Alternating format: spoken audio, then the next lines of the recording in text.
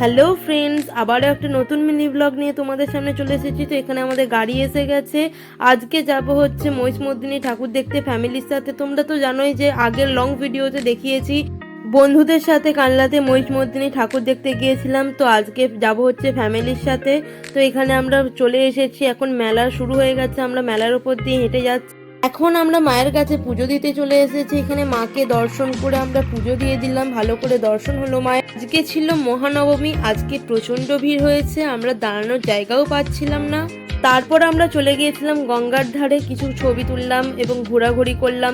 তারপর আমরা চলে গেলাম আবারও মেলা দেখতে। তো এখন আমরা মেলার সামনে চলে এসেছি। এখানে অনেকগুলো নাগরদোলা এসেছিল, দেখেই মনে হচ্ছিল চাপি, মনে হচ্ছিল যেন সেই ছোটবেলার দিনগুলোতে ফিরে গেছি। কিন্তু এখন আমরা সবাই মিলে মেলার চারিদিকে ঘুরে বেড়াচ্ছিলাম, কিছু পছন্দসই জিনিস টুকিটাকি কিনেও আচ্ছা, তোমরা কমেন্টে জানাও তো, এটা কি তোমরা কখনো চেপেছো?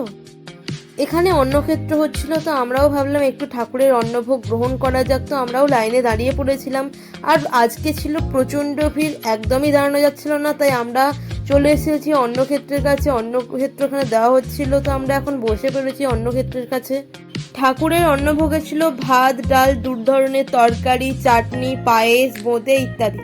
ভোগান্ন গ্রহণ করার পর আবারও আমরা ঘুরতে বেরিয়ে পড়েছি। এখন আমরা মেলাগুলো আবারও ঘুরে দেখব।